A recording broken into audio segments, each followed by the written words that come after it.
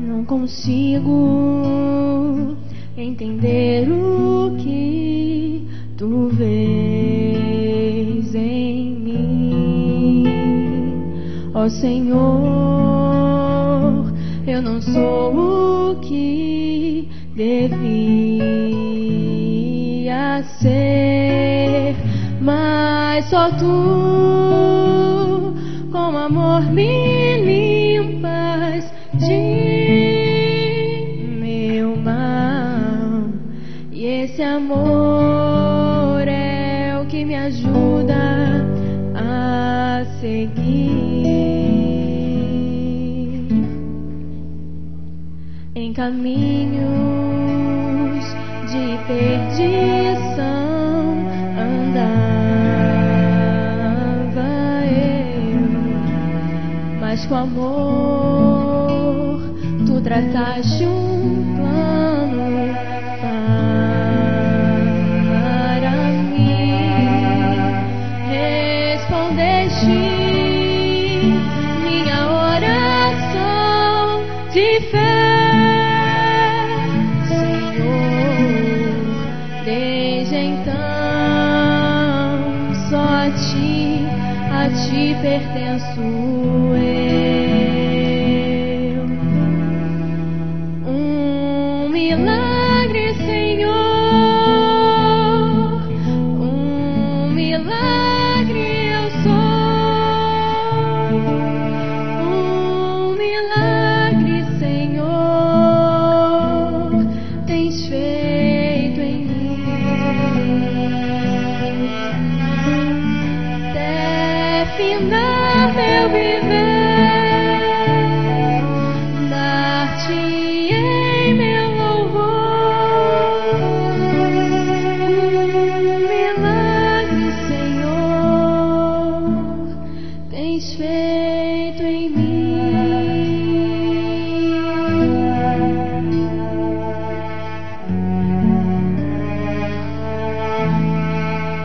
Um milagre, Senhor, tens feito em mim.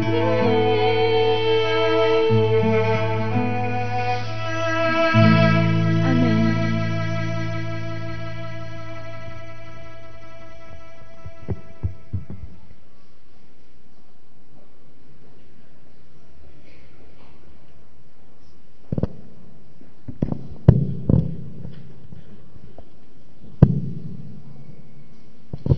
Bom dia, irmãos. É uma alegria poder estar aqui com vocês nesta manhã de sábado. Eu escolhi estar aqui nessa igreja nesse sábado. Eu coloquei no itinerário e o pastor Edson me ligou e me convidou para estar onde ele estava hoje. E eu falei para ele: pastor, eu posso ir aonde o senhor for, mas eu gostaria de conhecer a igreja de Madureira que tanto falam. Me falaram muito dessa igreja e eu fiquei assim muito curioso em conhecer a igreja. Me disseram que era uma verdadeira catedral e as pessoas não erraram, vocês estão de parabéns.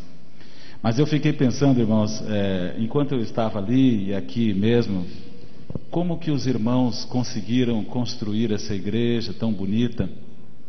E eu pensei assim, deve ter muita gente de grana aqui nessa igreja. Aí fiquei pensando, né? Eles fizeram uma igreja bonita, alguém deve ter vendido uma propriedade, deve ter alguns empresários aqui que colocaram muito dinheiro aí para construir a igreja.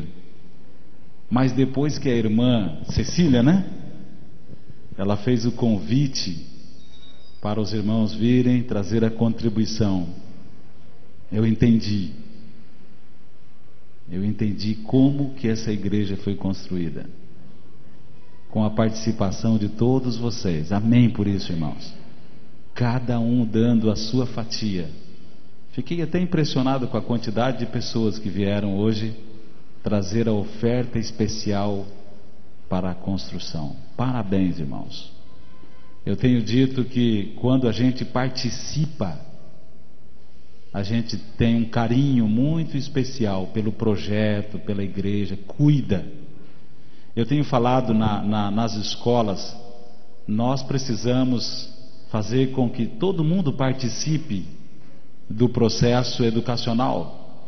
Os pais, às vezes é bom a gente ouvir os pais. O que o senhor está pensando sobre o nosso trabalho, a senhora, os alunos, as crianças? E assim a gente vai construindo uma escola sem muros, onde todo mundo vai fazendo com as suas mãos. Eu tenho procurado fazer isso. Eu tenho um garotinho de 6 anos, o nosso filho, e muitas coisas eu pergunto para ele, desde pequenininho: filho, o que você pensa sobre isso? E ele dá a opinião dele. Há uma época que as crianças elas falam japonês, a gente não entende muito bem, ideias desconexas, mas ele falava e a gente não compreendia, mas eu ficava tentando entender, ligar as frases, e eles vão crescendo, participando das coisas da vida. Parabéns, irmãos, parabéns por isso. Eu sou natural do estado do Rio Grande do Sul. Nasci no coração do Rio Grande, em uma cidade chamada Santa Maria. É uma cidade universitária, boa gente, mas eu me criei na capital, em Porto Alegre. E eu saí de Porto Alegre, fui ao Mato Grosso do Sul, trabalhei lá no departamento de educação, comunicação, família, durante 4 anos. Depois fui a Brasília, de Brasília fui ao Espírito Santo. Fiquei mais alguns anos lá, também trabalhando com educação, comunicação, família, e fomos convidados para trabalhar aqui na Associação Rio Sul. E nós chegamos no dia 3 de janeiro, minha esposa, eu e o nosso garotinho, e estávamos um pouco temerosos, né? Rio de Janeiro, às vezes a gente fica criando uma imagem que ela não existe. Ou se existe, não é tão forte como as pessoas dizem. E nós estamos felizes aqui, Deus tem nos abençoado aqui. E eu tenho certeza que a gente vai deixar aqui a nossa contribuição junto com os irmãos. Me disseram também que essa é uma igreja onde existem muitas ovelhas do meu rebanho, da área educacional, professores, professoras, e eu vejo 2 pelo menos. Lá em cima, o Moisés e a Adriana. Não são muitas que eu estou vendo, pelo menos aqui, mas de uma grande qualidade, né? Quem mais trabalha na educação, ela ali, ó. Eu ainda não conheço todos, às vezes eu vou tentando localizar. Parabéns aos professores, aos irmãos por isso. Irmãos, vamos estudar a palavra de Deus. Eu gostaria que você abrisse a sua Bíblia no livro de Gênesis, no capítulo 19. Nós vamos fazer rápidas considerações. Capítulo 19, o versículo 16 em diante. Vamos ler o 15 em diante. A Bíblia, nesses versículos, ela procura mostrar como que o homem, no sentido genérico, reage quando Deus manda ele fazer alguma coisa. Como que ele reage? Como que você reage quando Deus fala para você fazer alguma coisa que você não entendeu muito bem? Você não compreendeu, e não era aquilo que você queria fazer, mas Deus falou assim, faça isso.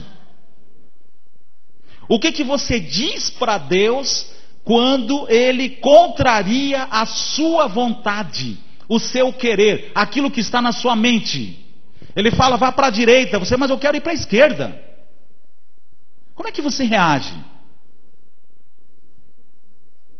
Vocês sabem que a obediência é uma coisa extremamente importante. A gente recebe muitas bênçãos quando nós nos colocamos na posição de obedecer o guia, de fazer aquilo que Deus manda, mesmo sem entender muito bem, sem compreender o sentido, e às vezes até culpar a Deus por entender que as coisas que Ele está falando para nós são coisas desconexas. Mas a gente vai fazer, recebe bênçãos extraordinárias, irmãos. Eu me lembro de uma delas. Eu estava no Mato Grosso do Sul, E eu não gostaria nunca de trabalhar em Brasília. Eu não sei quantos de vocês conhecem Brasília, mas tem um clima horrível. Um clima muito seco. A gente precisava colocar toalhas molhadas, pingando água na janela para poder dormir à noite. Precisava colocar bacias com águas espalhadas por vários lugares para o clima ficar um pouco úmido. No outro dia, aquelas toalhas que ficavam nas janelas, elas estavam mais do que secas, torradas. As crianças em um determinado período do ano precisam serem dispensadas da escola porque o nariz começa a sangrar do nada. Mas eu não queria ir. Mas Deus falou para mim assim: ó, você vai para Brasília. Puxa vida, eu chorei naquele dia. E a princípio eu disse para a igreja: eu não vou para Brasília. E na minha cabeça, quando eu cheguei em casa e eu sentei no sofá, uma voz falou assim: você pode ganhar muito dinheiro fazendo uma outra coisa, aqui mesmo onde você está. Eu, se fosse você, optaria por uma outra profissão. Afinal de contas, não é só ser obreiro, nem professor que a gente ganha a vida. Quantas pessoas não são? Olha que coisa, né? E depois de alguns instantes, a minha esposa, olha como as mulheres atuam na vida dos homens. Ela falou assim: Humberto, eu sei que é um lugar que não está no nosso coração. Deus guiou a nossa vida até hoje. Ele não vai nos abandonar. Ele vai umedecer o nosso ar. Vamos para Brasília. E eu fui, irmãos. Nós fomos. Lá em Brasília aconteceu a maior bênção que poderia acontecer na nossa vida.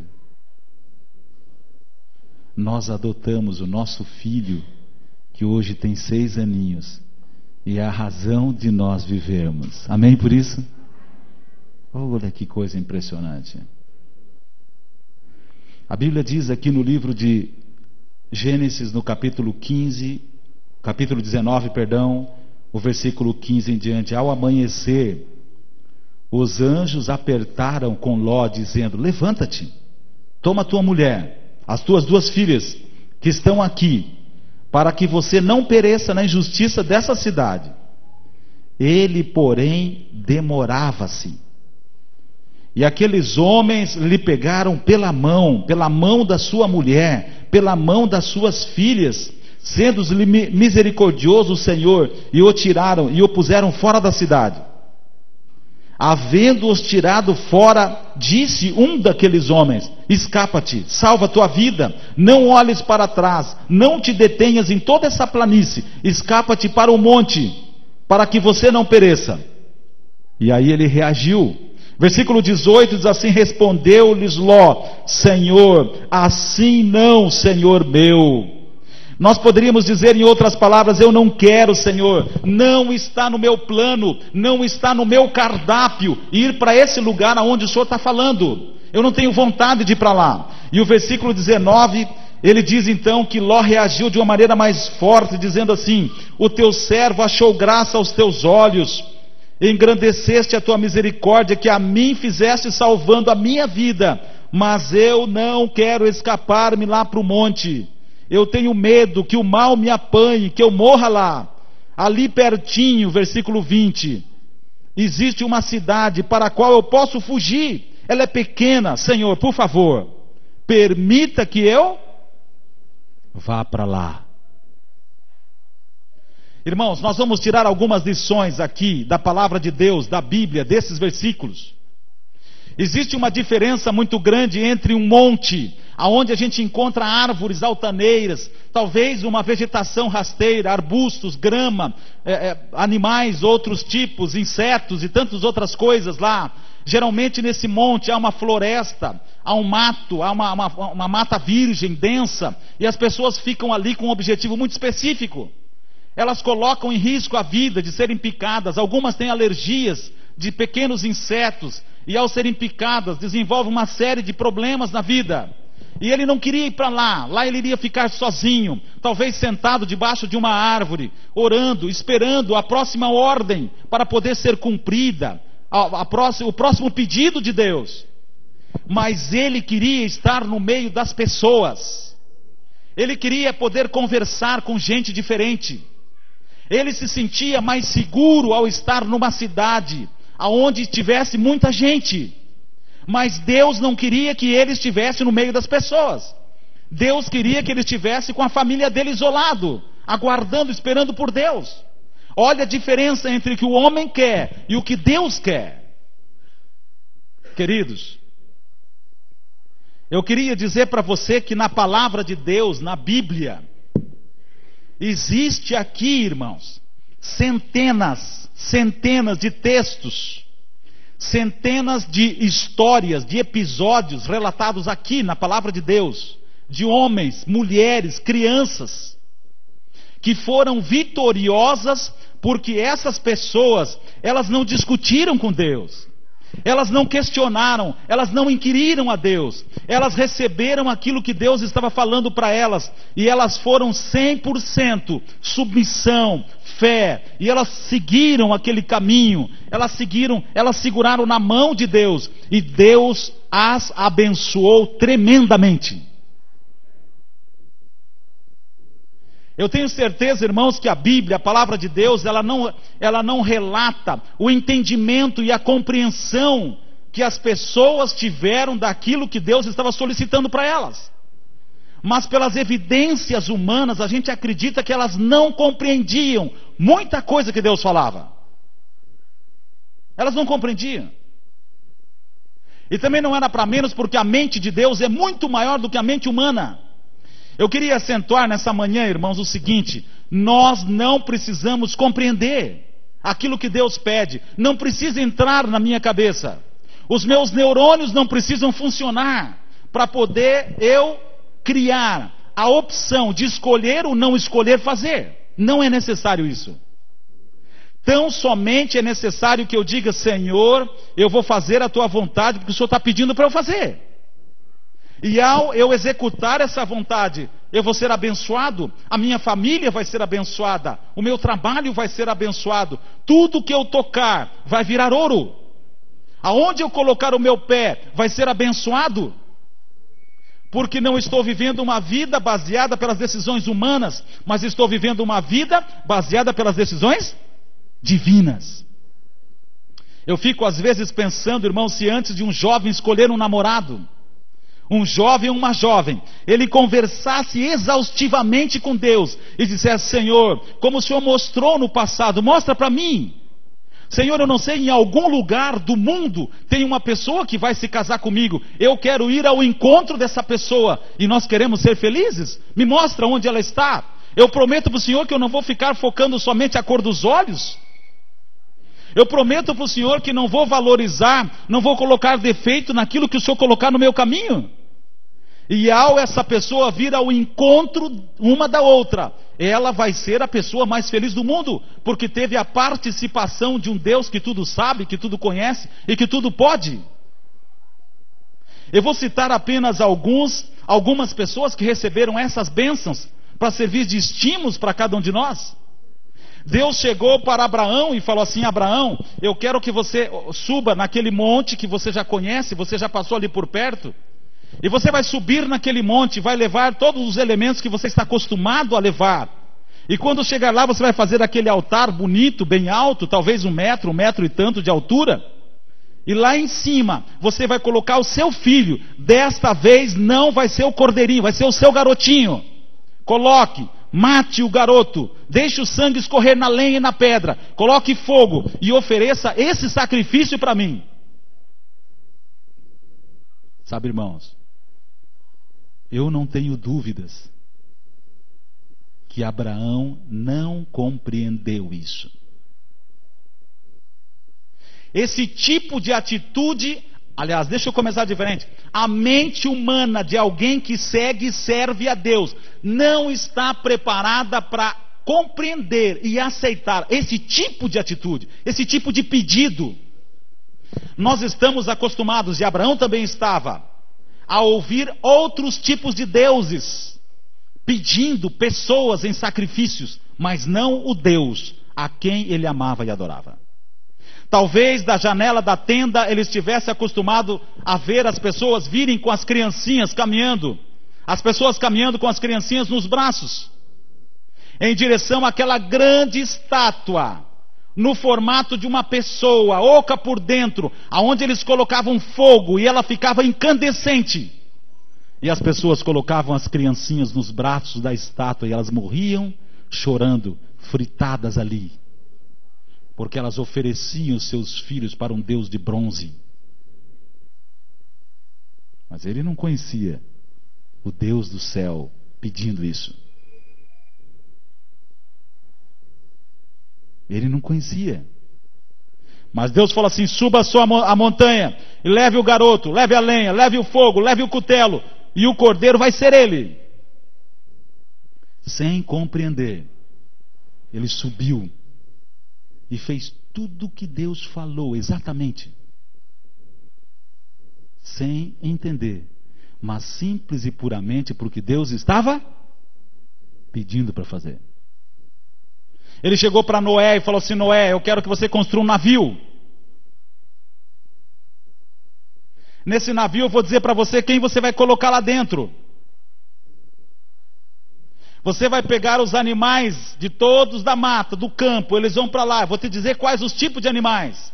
E você vai colocar nesse navio. E ele vai ficar sobre as águas. Vai chover muito tempo. Vai vir água de baixo. Todos os lençóis, ou todo o lençol freático vai estar aberto. Vai jogar a água de baixo para cima e de cima para baixo. E esse teu navio vai encostar nas nuvens. Ellen White diz, irmãos, que a terra era molhada através de quê? De um sereno que caía. Noé não sabia o que era uma chuva torrencial. Noé não sabia o que era um temporal, uma tempestade. Parece uma ideia disparatada, absurda. O mundo ser coberto pelas águas. Seria mais ou menos o seguinte, irmãos. Quem é o diretor JA da igreja aqui? Ou a diretora JA? Está aqui hoje, pela manhã? Aonde? Aqui à frente. Cadê? Levanta a mão assim. Ah, uma equipe. Vocês. Digamos que vocês se reunissem a semana passada. E vocês resolvessem fazer um JA diferente. Certo? E aí vocês chegassem, escolhessem quem vai dar o anúncio para a igreja do JA, para motivar. Escolhessem ela ali. Como é o seu nome? Brisa. A Brisa. E ela viesse, pegasse o microfone, irmãos. Ninguém pode perder o JA hoje. Nós vamos fazer o JA na lua. Se ela falasse isso aqui à frente, o que vocês diriam? O que vocês diriam? Talvez, está no mundo da lua, né? Talvez saíssem de lá 2 anciãos ou diáconos, viesse aqui lentamente, pegasse a Brisa pelo braço, entrasse ali para aquele quartinho. A menina está o quê? Doida. Pirou. Quando Deus comunicou para Noé, Noé teve o mesmo sentimento. Falou assim: como? Chuva? O mundo vai ficar coberto pela água? Que papo é esse? Assim? Vai ficar o navio flutuando, tal, com um monte de animais e pessoas ali dentro. Como vai ser a vida depois disso? Ele não entendeu, irmãos. Ellen White, comentando essa passagem, ela disse que ele foi fazer exatamente aquilo que Deus estava falando, pregando as tábuas, colocando o betume para vedar o barco. E ela menciona, irmãos, que depois que Noé terminou de construir a arca, ainda demorou para chover. Talvez os passarinhos tenham feito ninhos na arca. o mato tenha crescido na volta, as pessoas passavam por ali e falavam: o homem está doido mesmo, eu não falei que estava, olha ali, olha o desperdício de material, de madeira, os bichos estão fazendo ninho aqui por fora, que maluquice. Um homem que se expôs ao ridículo, entre aspas, se colocou sob o juízo da opinião humana, mas ele não estava preocupado com os homens, ele estava preocupado com quem? Com quem? Com Deus. Foi fazer. Agora eu fico pensando, irmãos, eu estava lendo na Bíblia outro dia, Deus chegou para Moisés, olhem só, e falou assim: Moisés, o que você tem na mão? O que ele disse? O que ele falou? Eu tenho um cajado, uma madeira. Então você pega essa madeira e jogue no chão. E ele jogou. Quando ele jogou, o que aconteceu? Se transformou numa serpente. E Deus falou para ele assim: pega a serpente, rapaz. Qualquer um de nós aqui montaria uma estratégia para pegar a serpente. Talvez um desbravador cortasse uma forquilha e procurasse isolar o quê? A cabeça, o lugar mais perigoso. Deus falou assim: não, só um pouquinho. Não é pela cabeça não, amigo. Não é pela cabeça. Eu quero que você pegue, por onde? Pela cauda. Eu fiquei pensando, irmãos, quando eu leio a Bíblia, eu fico pensando assim: mas por que Deus fez isso? Por que Deus pediu para pegar pela cauda? Eu fico pensando, e aí eu vou buscar outras coisas, fico lendo, criando a imaginação. O que Deus queria dizer com isso? E fico viajando. Todos nós sabemos que a cauda é o pior lugar para segurar uma serpente. Quando você segura uma serpente pela cauda, ela vai escolher a parte do seu corpo que ela vai querer beijar. Não vai? Segurando pela cauda. Deus falou: é pela cauda. Moisés pegou a serpente, jogou depois, transformou outra vez naquele cajado. Irmãos, Deus chegou para Ezequias e falou assim: olha, coloque as suas coisas em dia, porque você vai morrer. Você vai morrer. Ele não entendeu nada. Como eu vou morrer, Senhor? Me dá mais uma chance. Dá mais uma oportunidade. Eu estou bem. Não estou sentindo o coração palpitar. Meus pulmões, minha vida. Como, Senhor? Não estou entendendo. Ele chegou para Ezequiel e falou assim: Ezequiel, eu quero falar uma coisa para você. Você ama sua esposa? Eu amo sim, Senhor. Sou apaixonado por ela. A Bíblia chama esta mulher como a delícia. Ele se refere a essa mulher como a delícia dos seus olhos. E Deus falou assim: amigo, ela vai morrer. Mas eu quero fazer um pedido para você. Eu não quero ver nem uma gota de lágrima nos seus olhos. Eu não quero que você chore. Dá para entender isso? Ele chegou para os discípulos, depois dos discípulos, a multidão estar ouvindo a mensagem, ele falou assim: pessoal, nós vamos servir agora a janta. Janta? Senhor, o senhor sabe quantas pessoas tem aqui? Nós nem contamos os homens, nós não contamos as mulheres, nem as crianças. Isso aqui passa de 5 mil, deve chegar a 15 mil, servir uma refeição para esse povo. Ele falou assim: Jesus Cristo, olha, nós vamos servir a refeição. Eles não vão embora com o estômago vazio. Dá uma olhadinha se tem por aí alguém que tem alguma coisa para comer. E eles saíram, a Bíblia diz que eles trouxeram o garotinho, nós conhecemos a história. Eu fico arrepiado, irmãos, quando eu leio isso na Bíblia, de que ele pegava o pão, pegava o peixe, colocava na mão do discípulo, do garçom. Quando colocava na mão do discípulo, o que acontecia? Se multiplicava. Esse é o nosso Deus, amém por isso? Se multiplicava. Todo mundo comeu, sobrou muito. Porque o nosso Deus sabe o que faz, irmãos.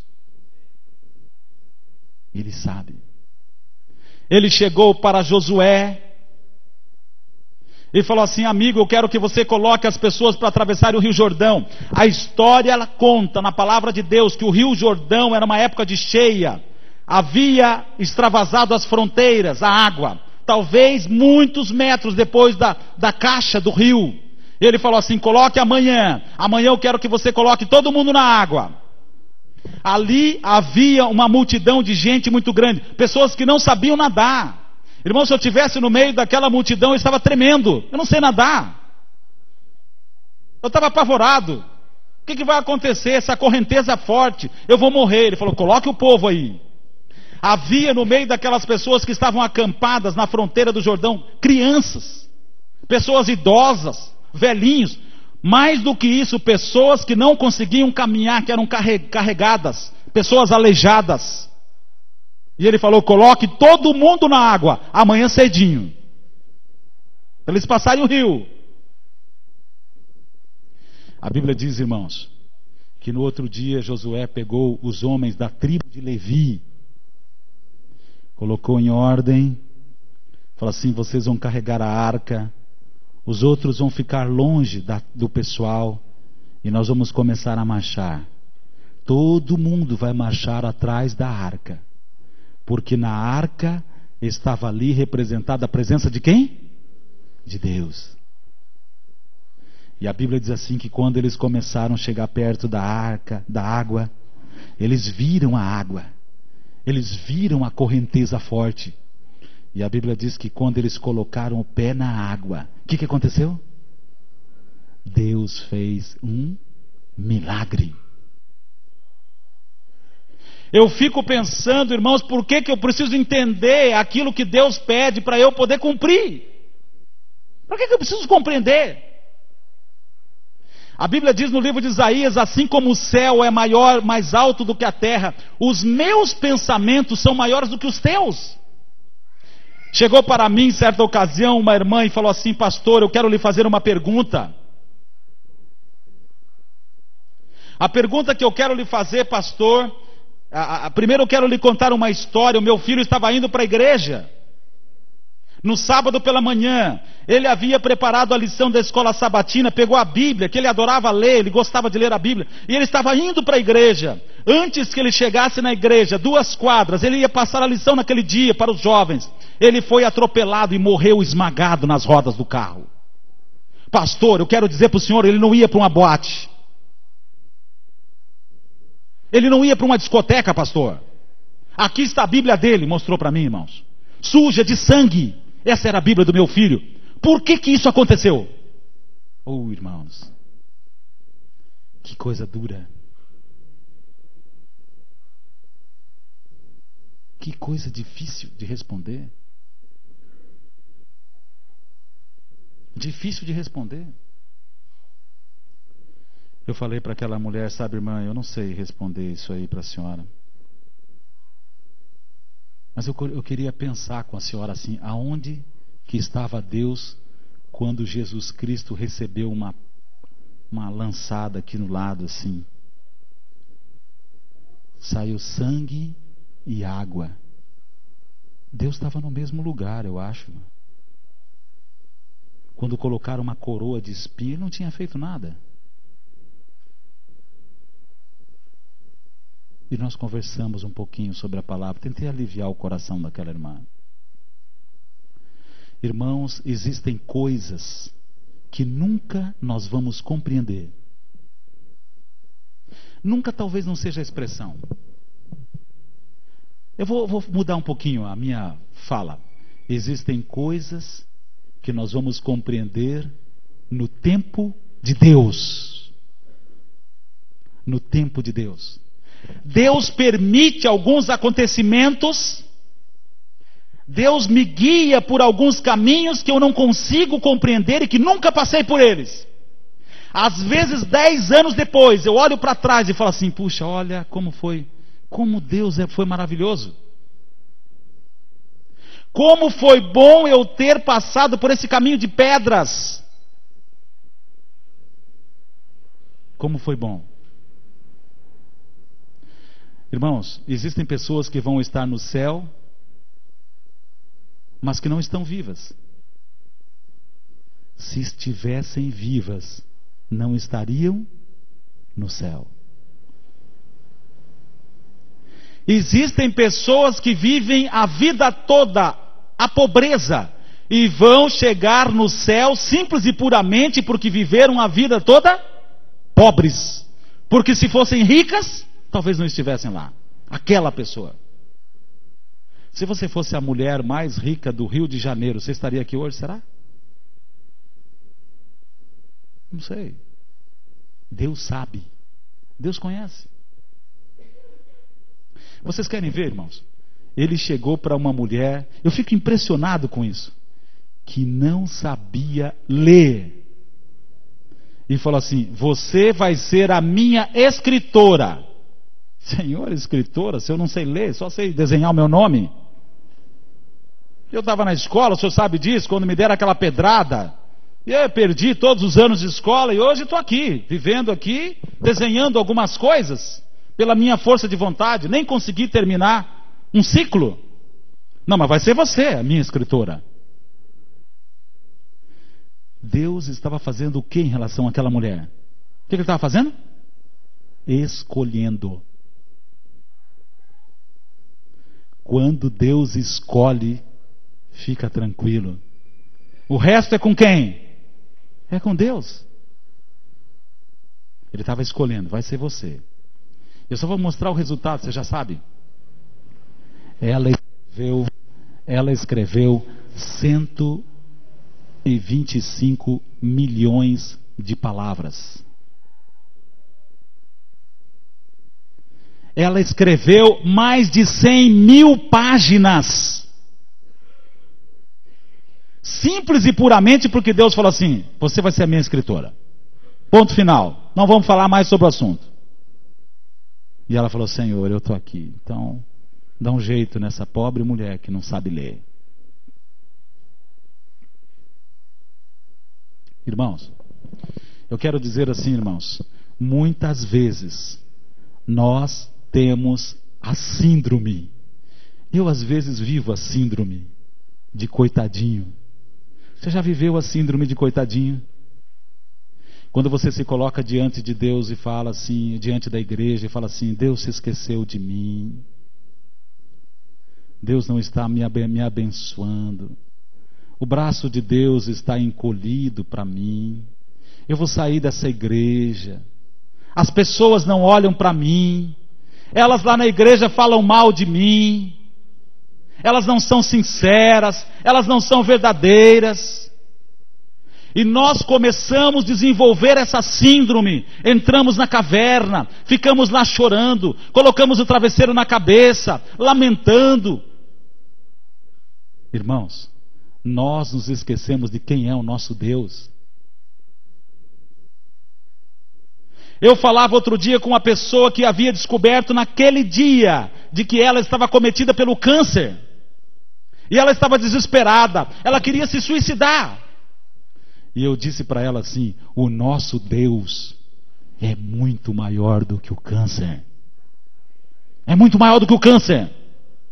Se Deus quiser, Ele faz assim, e você vai estar curada, vai estar servindo o nome de Deus em todos os lugares. O que é o câncer para Deus? Não é nada.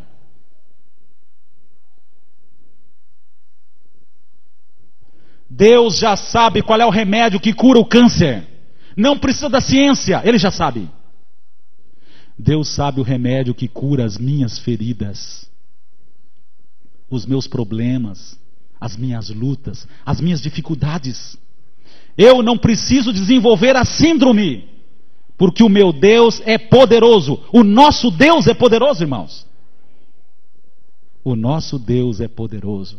Ele chegou para Jó, quando Jó estava ali, chorando, vivendo essa síndrome, dizendo que Deus havia abandonado, que Deus havia permitido Satanás tirar a vida dos filhos dele, matar as ovelhas, matar os cabritos, e agora ele era rico e agora ele estava pobre. E chegou ao ponto da esposa chegar para ele e falar assim: meu marido, eu quero dar um conselho para você. Eu sempre me orgulhei de você. um homem próspero, um homem íntegro, um homem rico. Vou te dar um conselho. Abandona esse teu Deus e faça o quê? E morre. O momento da descrença máxima em família, abandonar a Deus. Ele buscou as forças lá, trazidas pelo Espírito Santo. Ele falou assim: ainda que o meu Deus me mate, eu vou ficar confiando nele. Amém por isso, irmãos. É isso que Deus espera de cada um de nós. É isso que Deus espera. Deus mostrou para Jó, descortinou diante de Jó uma série de perguntas. Jó, você entende o que acontece com o almoxarifado da natureza? O vento, a geada, o mar. Você compreende tudo isso? Como se forma o vento? Está lá no livro de Jó, no capítulo 39, 40. E depois dele descortinar essas coisas para Jó, e Jó começar a pensar, Jó falou assim: Senhor, ponho eu a mão aonde? Na minha boca. Ponho eu a mão na minha boca. Queridos, eu queria dizer para vocês, irmãos, eu não tenho nenhuma dúvida que Jesus Cristo vai voltar muito mais rápido do que nós imaginamos. Muito mais rápido. Os acontecimentos, eu tenho lido muito isso, irmãos. Eu tenho olhado para o mundo, eu tenho pego as revistas, tenho comparado à luz da Bíblia e tenho dado glórias ao nome de Jesus, porque a gente já está escutando os passos de um Deus que se aproxima. Nós precisamos ficar firmes, a despeito do que venha acontecer, irmãos. Fique firme. Nunca deixe de confiar no Senhor, nunca. Se você tem uma nuvem em cima da tua cabeça, que você está parada lá e você olha para o céu e fala assim: mas puxa vida, quanto mais fiel eu sou, mais eu sofro. Acredite numa coisa: Deus nunca se esquece dos seus filhos, nunca. Satanás procura jogar a imagem de um Deus tirano, de um Deus que criou e abandonou a criatura. Isto não é verdade. Deus ama você. Ele tem o seu nome escrito na palma da sua mão. Você e eu somos a menina dos olhos do Senhor. Amém por isso? O maior referencial de amor humano muitas vezes falha. É o amor de mãe. Mas nós vivemos em um mundo insano, aonde uma mãe tira o filho do ventre, coloca dentro de um saco de lixo e joga lá no meio da lagoa da Pampulha, como aconteceu há pouco tempo atrás da BH. Uma mãe tira o filho do ventre e coloca dentro do caminhão do lixo, como apareceu há pouco tempo registrado aí na mídia. Uma mãe ainda tira o filho do ventre, coloca numa sacola de supermercado e joga no terreno baldio do lado da sua casa, do seu apartamento, como aconteceu há pouco tempo, registrado por aí. Se o maior referencial de amor humano deixar de existir, sabe o que vai acontecer? Você vai continuar com o nome gravado nas palmas das mãos do Senhor. Amém por isso, irmãos. Amém por isso. Mesmo que não compreendamos, tenhamos a certeza, Deus nos ama. E Ele vai voltar para buscar os seus filhos. Nós vamos ouvir uma música agora. Após essa música, eu quero fazer uma oração cantada com vocês. E depois eu quero orar pelas pessoas que querem nesta manhã dizer assim: Senhor, aconteça o que acontecer na minha vida, eu nunca vou me separar do Senhor. Eu quero ver Jesus voltando na nossa geração. Vamos ouvir essa música e depois nós vamos fazer uma oração cantada. E nós vamos estar orando pelos irmãos.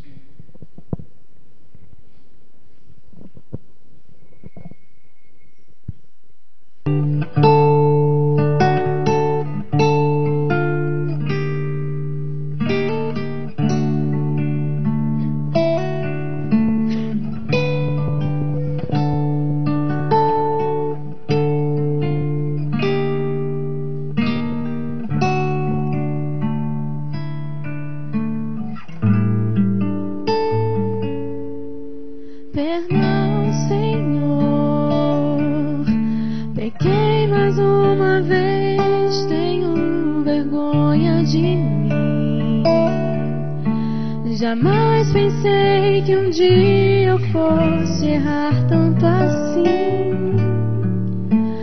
Lave o meu coração, como fizeste com teu servo Davi. Perdão, Senhor, e arranque do meu peito todas essas paixões, e junto com orgulho apague as transgressões. Quebre agora os grilhões que me impedem de servir só a ti. E então serei digno de entrar de novo em tua presença. E então serei digno de ser chamado de teu filho.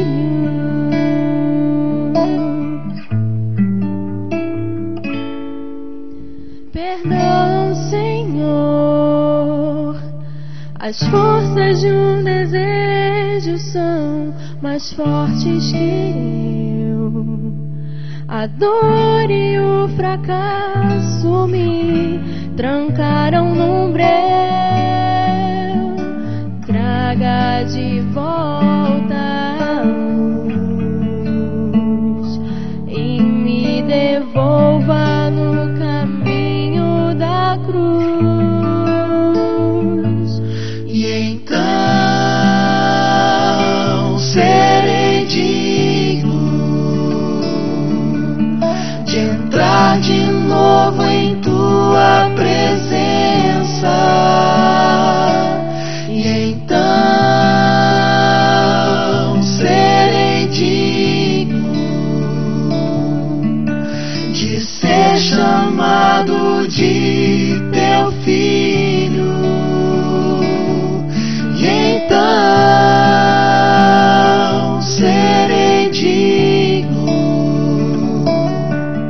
de entrar de novo em tua presença. E então serei digno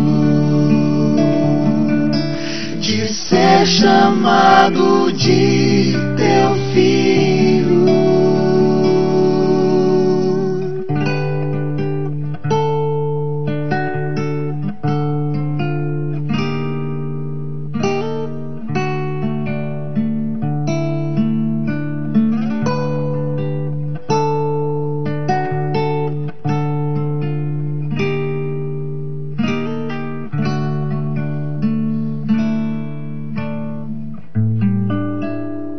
Amém.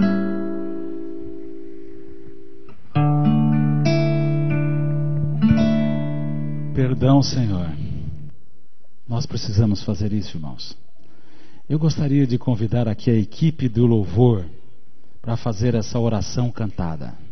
Nós não vamos cantar com tristeza, porque esta oração é uma oração espetacular. Pense nas palavras dessa oração que nós vamos cantar.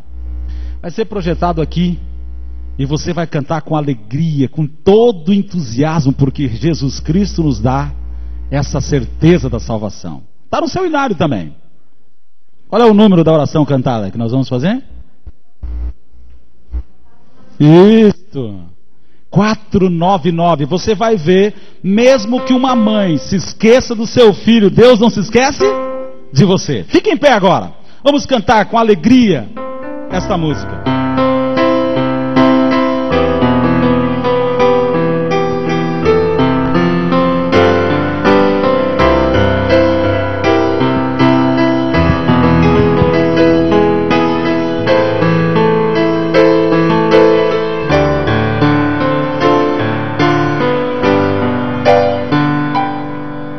Se as ondas desta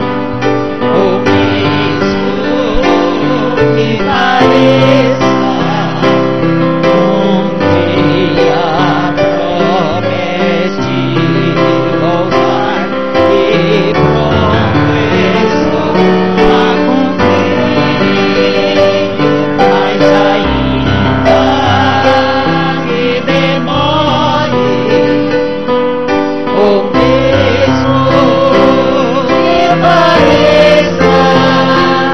Eu não me esqueci de ti. Virei outra vez. Amém. Querido Deus, eterno Pai, nós louvamos o Teu nome, Senhor, pela certeza da salvação que há em Cristo Jesus. Nós louvamos o Teu nome, Senhor, pela confiança com que os Teus filhos na igreja de Madureira, nesta manhã, fizeram esta oração cantada.